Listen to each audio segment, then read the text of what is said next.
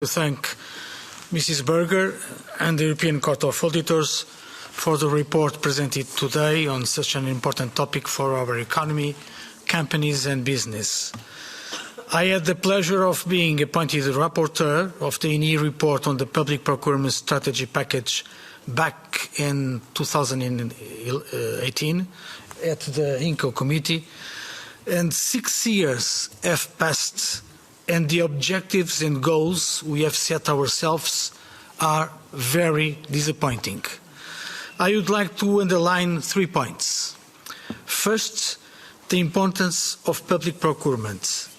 Public procurement is not a mere procedural tool to regulate the public purchase of goods, services or works. We are talking about 250,000 public authorities then spend each year, as Mrs. Berger recalled, more than 2 trillion euros on the purchase of services, works and supplies. In many key sectors, such as energy, transport, waste management, social protection and the provision of health or education services, public authorities are the principal buyers. It's vital to have a regulated public procurement process that leads to the selection of the best performing companies, safeguarding the public interests, strengthening equal treatment and non-discrimination, and enhancing efficiency. Secondly, the package of 2018 and the revision of the directives of 2014. The revised framework of 2014 provided opportunities for the Member States to foster strategic procurement as well as its digital transformation. The directives are indeed offering options and opportunities for Member States.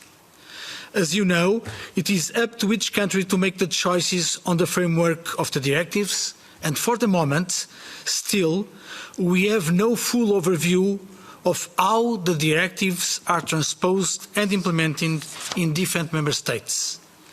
Member States were required to transpose the directives into national law by April 2016.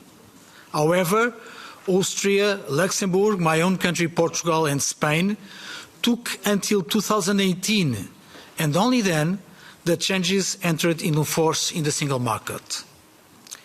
My third point is regarding the reports of the European Court of Auditors and the disappointing facts. I think, Chairs, the main question that needs to put on the table is what is wrong?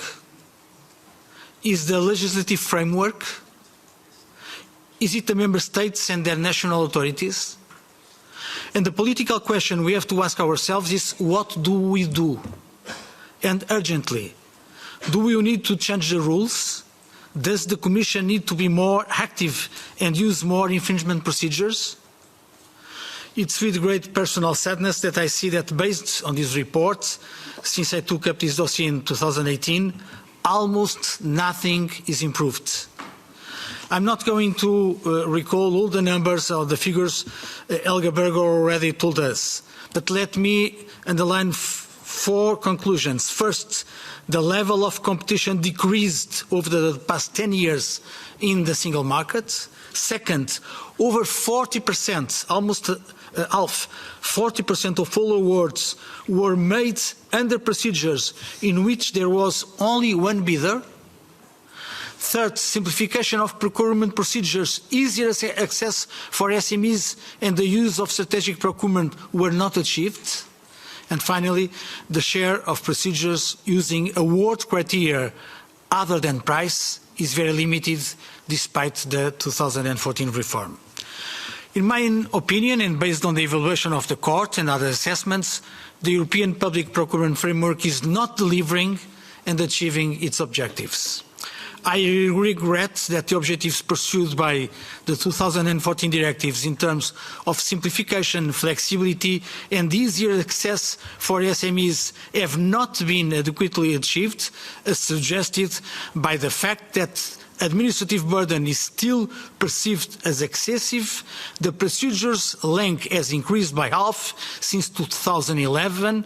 Self-declaration and digitalization of procedures were not adequately used, and the participation of SMEs in public procurement did not increase. The scenario described creates in the taxpayer a feeling of distrust in the system, and it is therefore important to tackle it as soon as possible. Public procurement involves large amounts of public money. The risk for frauds and corruptive practices, such as the tailoring of tender specification to favour certain companies, reinforces the need for integrity and ethical behaviour of all actors involved. On the other hand, it saddens me the very limited use of public procurement as a strategic tool intended to encourage greater consideration of sustainable, circular and social aspects by endorsing the awarding to most economically advantaged tender, MEAT, as I stated on my INCO report in 2018. I welcome the Court's recommendations which aim at supporting the Commission in its actions to enhance the level of attention towards competition in public procurement and at increasing awareness across the national contracting authorities, but I do not believe it's enough due to the harshness of the data presented. To conclude, the loopholes in the European public procurement rules are all too well known. Reports, declarations, studies and complaints from business highlight the suspicion that society as a whole has had and which has been talked about behind the scenes for years, that the only option is still the cheapest one and the friendliest candidate is benefited by using procedures such as direct awards, disregard for Brussels rules and European Commission guidelines, and continuation of use of incomplete and inconsistent data.